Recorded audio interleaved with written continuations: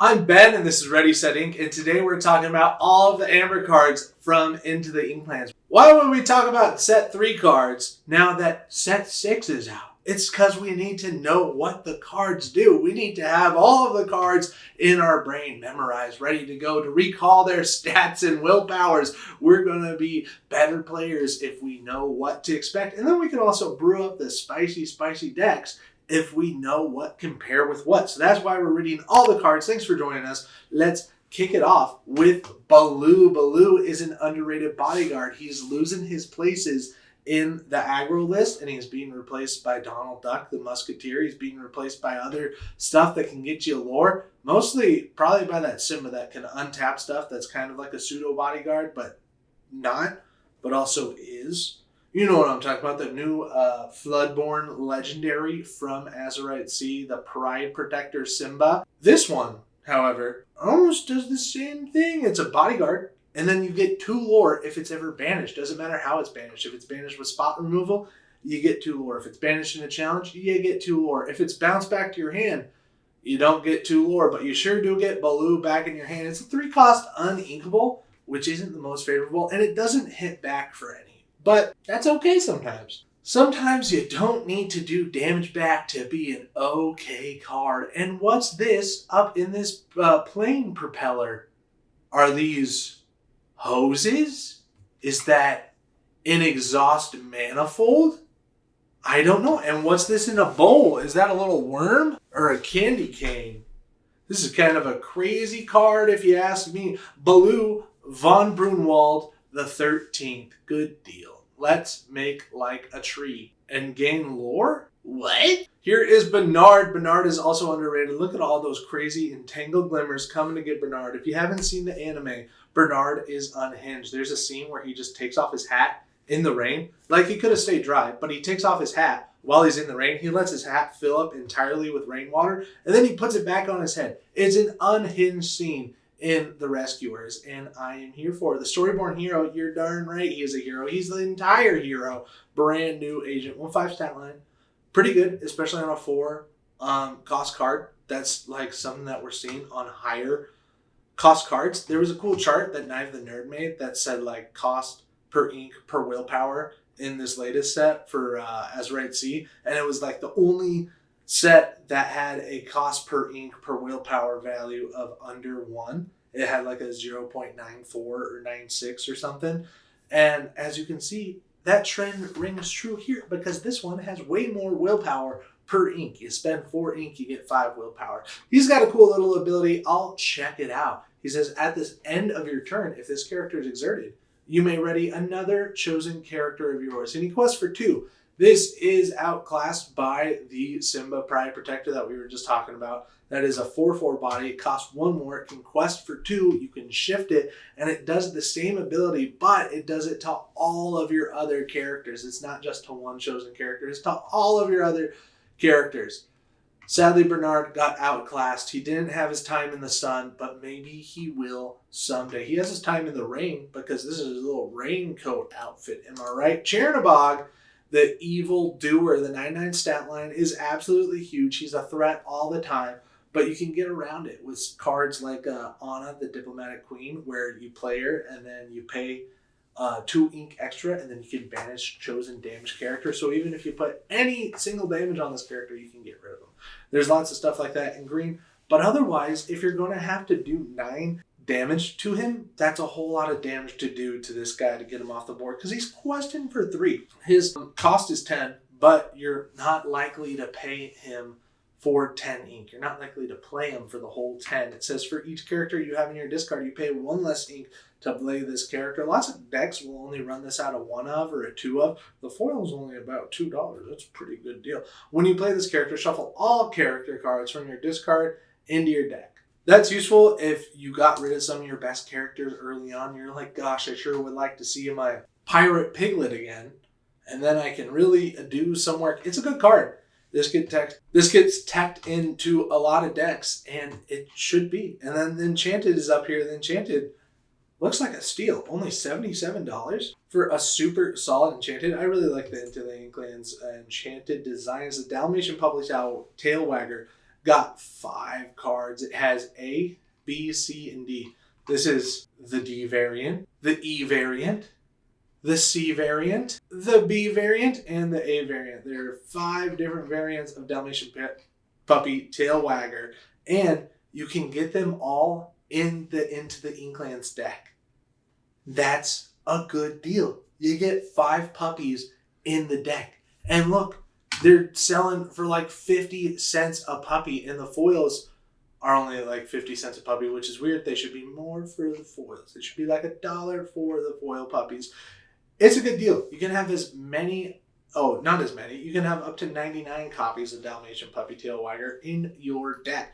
And you can only have 99 because the other 2 are Lucky, Patch, and Rolly. Those aren't in the 99. Those are the 101 and 102, 100, 101, and 102 Rolly. Boom. There they are. Those are the 102 Dalmatians. 99 of these. And then these ones are Unique New York. And Perdita, that's their mom. We're going to talk about that one in a little bit. Dalmatian Puppy, I played this in a Bruno Madrigal deck where you can name the top card of your deck. And if it is, it goes to your hand and you gain 3 lore. So you can not only draw a free Dalmatian Puppy Tail Wagger, but it gets you 3 lore. And then the 2/3 stat line is huge. If they attack into this, they're taking 2 damage back. If they do a damaging spell, it has 3 willpower, so it survives a lot of things. It's a good deal. The Dalmatian Puppy Bruno Madrigal deck was one of my favorites for sure. Joshua Sweet was a bodyguard that didn't see any play because there was other stuff like Nani for just 1 ink that do it way better, because this is the 5 willpower and 5 and be commonly targeted, but the 6 willpower is a lot harder to take out. Just for 1 more ink, you could have a Nani. And wouldn't you much rather have an Ani? For 1 more ink, you get 2 more strength and 1 more willpower. That's a whole lot of value for just 1 more ink. Joshua Sweet got outclassed, never had a shot. Heading out into the Inklands, come on back if you need patching up. There's so many other better bodyguards. I think Maximus from the first chapter is a 4 cost as well. No, Maximus is a 5 cost. Maximus is a 5 cost and he has 4/5. He has bodyguard and he has support. It's so sick. This is the bodyguard that you want to play. Yeah, it doesn't quest for 2, but it's going to be way better than the Nani or the Joshua Sweet if you just give yourself 1 more willpower to play with. This is Kita. She's the Storyborn Hero Princess. It's got all of the great keywords. Hero Princess keywords, don't mind if I do. The 1 cost, good deal. She's standing in Atlantis, pouring into a golden waterfall. What's up with that? 2/2 stat line. And then this. Lots of people were confused. They were like, oh, is this an ancient language or something? This is Atlantean. And it says, welcome to Atlantis. That's crazy, yeah? Why don't we have Atlantean on this card? This is the Kita that you can shift into. It says you can shift for 3. So you could play that one down. And then on turn 3, you could shift. And then when you play this character, all characters get -3 strength until the start of your next turn. -3 strength is a good deal. That means that you're basically bodyguarding everybody that you want to bodyguard. Or you're doing it so, like, when you play this character, all characters get -3 strength until the start of your next turn. Doesn't say all characters in play. This is one of those global effects ones that the game remembers that you played Kita. They get negative strength, right? She's been debated a lot. She has been chosen, says the king. I'm not going to try to say that name.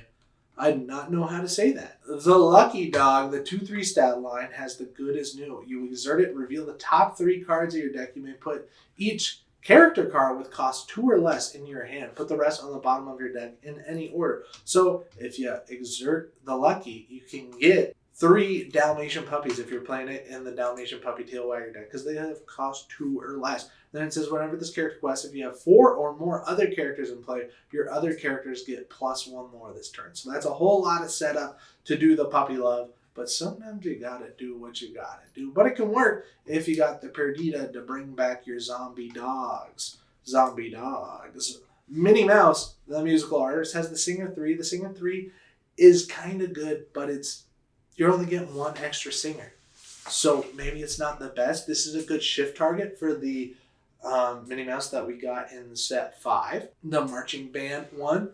But Other than that, maybe not the best. It says when you play a character with Bodyguard, you may remove up to 2 damage from chosen characters. So that is pretty cool ability there. And there's lots of Musketeer Bodyguards. This can fit well into your Musketeer archetype. The Miss Bianca has the Singer 4, so that means that she can sing Along Came Zeus is the most notable 4-cost song. She's the Rescue Aid Society agent. This is Bernard's partner. Bernard and her, they got it going on. She's a Hungarian mouse, if you know what I'm saying. Our society has never failed to answer a call for help, says Mr. Chairman. The 2-2 stat line, not the best, but Singer 4, it got way outclassed by the Ursula. Is that in this set? The Ursula is not in the set. It came out into the next one. You know the one I'm talking about. Ursula. This one right here, wouldn't you much rather play this Singer 4, and it has the 1-4 stat line. It has one more whole stat. This is a total of 5 stats, and then Bianca is only a total of 3-4 stats, because 2 plus 2. You know what I'm saying there? You know what I'm saying there. Bianca, not the best. Got outclassed by the Ursula. You don't want to play this. It has the hero keyword, so maybe it could work, but it doesn't. This is Mr. Snoops, and he is absolutely huge. The 4'8" body. People are sleeping on Mr. Snoops. He can do some good things. This pairs with the Medusa card. Medusa and Snoops, they're in business together. 6 cost, a whole lot of ink, but a whole lot of body on them. The 4'8" stat line, huge.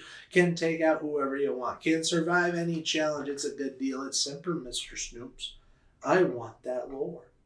The one that shines like a diamond, says Madame Medusa. He quests for 2. It's a good deal. He doesn't have bodyguard. He's not doing other things. He's here to be a huge, unremovable body. The Nani protective sister. She's holding a tree branch because she's going to use the tree branch to bodyguard. This character can interplay exerted as a bodyguard. Let me handle this, Lilo. And she's not even saying it to Lilo. What? I guess she's in the picture. They don't need the attribute. Yeah. That's how it works. I don't know. We like this card a lot. It fits into some new stuff with the new David card that gets +2 lore if you have a character named Nani in play. But it costs 5. We need a lower cost Nani. But also maybe we don't need a lower cost Nani because she's a big, strong character that can cost a lot. Orville is a 2-cost 1-4 character that is outclassed entirely by the Ursula. Like I just said, Ursula also costs 2, is a 1-4 character, but has a Singer 4 ability. So why would you play this over the Ursula? Answer, you want it. Or because it's an ally and you don't want it taken out with cards that banish villains. Not really. Don't play Orville. Definitely play Ursula. Don't use this card ever. Patch says exert this card. Chosen character gets -2 strength until the start of your turn.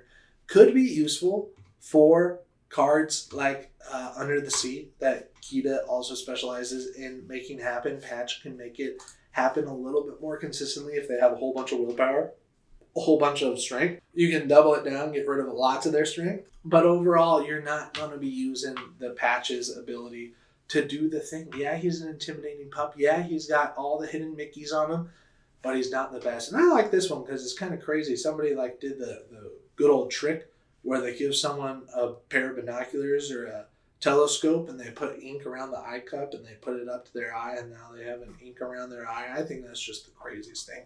Just like Thunderbolt, he'll stand up to any bad guy. Who's Thunderbolt? That's right, it's Bolt from the movie Bolt. That's a Disney movie. People will tell you I'm wrong in the comment section. They'll be like, no, that was from the movie Dalmatians. It was a movie star dog. I'm telling you, it's a different Bolt. You can choose who you want to believe. The Perdita, the 1/6 stat line, it's okay with me because her ability is so sick because it has an on-play ability and it has a whenever she quests ability. When you play this character and whenever she quests, you may play a character with cost 2 or less for free from your discard. They interplay not exerted. That's a good deal. Lots of cards are like, oh, they interplay exerted. Not with Perdita.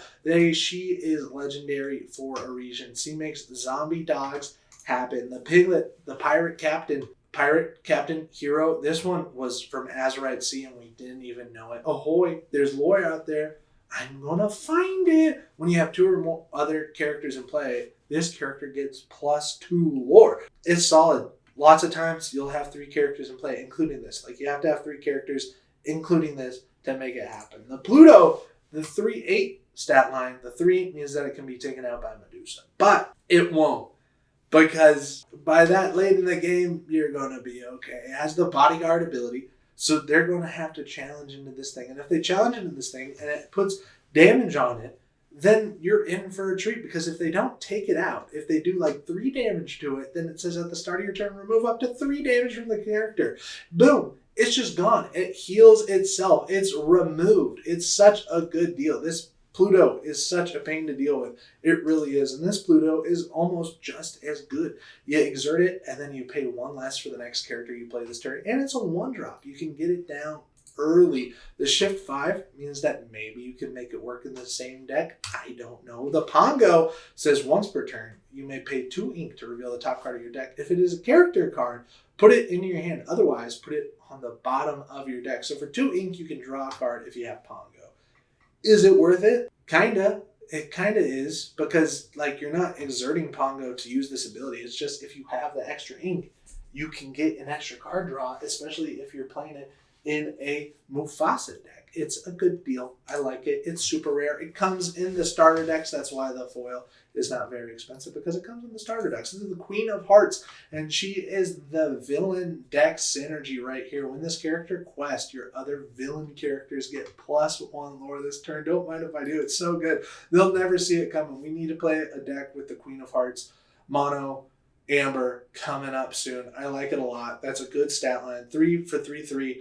It's everything it should be. It's the same stat lines like a Shere Khan. It's a 3/3/3. And it does the cool things to buff your other villain characters. Give them a ton of more lore. The Roly-Coly-Oly, the Hungry Pup, has support. So you can give 3 strength to somebody else. But is it worth it? Not really. I'm Hungry Mother.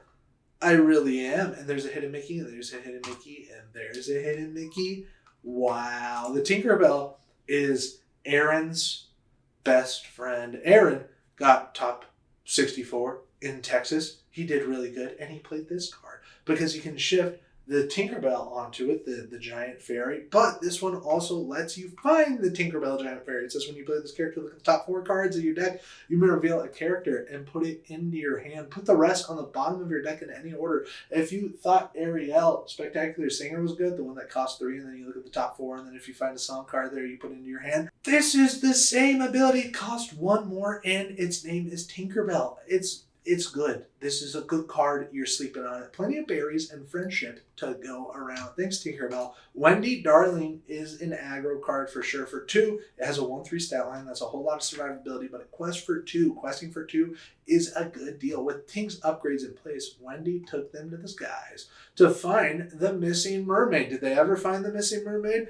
It doesn't sound like it. We would like some closure on this bit of flavor text is all I'm saying. The 99 puppies can win you the game. People won't see it coming. It says whenever one of your character quests this turn, gain 1 lore. That's right. For every character that quests, it's the same ability as the Queen of Hearts, but it happens for every character. If they quest, you're getting an extra lore because it's a triggered ability. Anytime, whenever one of your character quests this turn, it doesn't matter how many characters that you have quest this turn, each one of them is going to gain an additional lore. Not during the challenge, but when this ability procs. The boss's orders action card says chosen character gains support this turn. That's it. That's all. It's an action. It's not the Scepter of Arendelle. Now it's on an action, and there's Medusa's shadow, and this is Mr. Snoops. Heal what has been hurt. There she is, Rapunzel. This is the least valuable Rapunzel card, but maybe it's the most valuable because she's with her family. Am I right? Heal what's been hurt. Action song. Remove up to 3 damages from chosen character, and check it out, draw a card. This is pretty good, especially if you double single with Ursula. That's all I'm saying. Draw 2 and heal 6. That's a good thing. It has to be 2 separate instances. Yeah. Oh no, it doesn't, because you're double singing it. This is a good card. This isn't bad. I'd play this card today. The Quick Patch card, remove up to 3 damage from chosen location. Don't play. You're not want to heal your locations, or are you? This might just be the card that we were missing. It could ruin people's math for sure, and then you can ink it early. I like the Quick Patch. I think I'm going to put this in a location deck and test it out here on the YouTube. The Bare Necessity was the best song card to come out of this set for sure. we only got 2 songs. We only get minimal amounts of songs, but that's okay because songs are super good. And this one was so good. This one should have gotten an enchanted. The 3 cost $3 for the foil. Chosen opponent reveals their hand and discards a non-character card of your choice. That's a location. That's a song. That's an action. That's an item.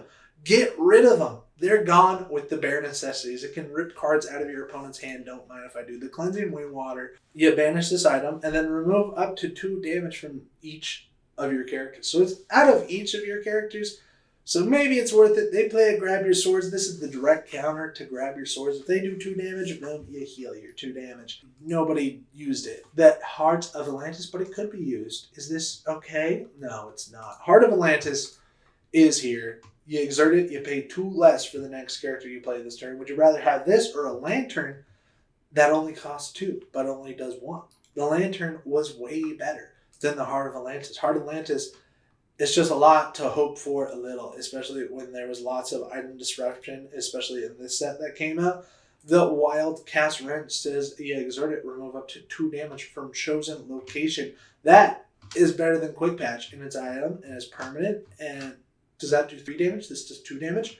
Wow. Maybe this is pretty good. Never ever land 1 ink to move it there, but you're never going to move it there. 4 willpower, that means it survives a couple challenges. You definitely want to play this down in turn 1 if you have it. And it gains lore every turn. The mermaids told Peter that they've seen some items floating by several days earlier. But they were more concerned that one of their sisters has gone missing. Is that the same sister that Wendy's looking for? You betcha. The Pride Lands was such a good card. It even got an enchanted card. That's how good it was. This one's facing eastward. And this one's facing westward, so what's up with that? Is that skipping? What? I don't know if I like that. I do like it. I like this card a lot. Characters get +2 willpower right here. That's pretty good. Or, if you have a prince and character, it's not or, it's and. If you have a prince or character, or king character here, you pay 1 less ink to play characters. You could play the Rockstar Stitch and then play all your 1-drops, and then it just kept going. It kept playing all the cool cards for freezies with the Pride Lands. I really liked that card back when it was set 3 meta. Yeah, characters can't be challenged while here. If they're a bodyguard, they can't be challenged, so then they'll challenge your other characters that they can challenge, because that challenge wouldn't be legal. They couldn't do it. Tiana's Palace. Location, 8 willpower, gains a lore. Back in the day when locations used to give you lore, it's all right. It's not played in like the John Silver decks, but maybe it'd be good, especially with Wildcat's Wrench. And our 3 enchanters, the Chernobog, the Kita, and the Pride Lands, and this one crazy piggy card. This is the normal one that you can pull out of packs. This is the one that comes in this box. If you get this box, this piggy will be in this box, and it has a little different artwork on it. It has a little like ink swirl instead of no ink swirl, but you can only get it out of this box, and that's why it costs $8, because you have to buy a $40 box to get this card. Thanks for watching. We put out new videos every day. Please smash the subscribe button.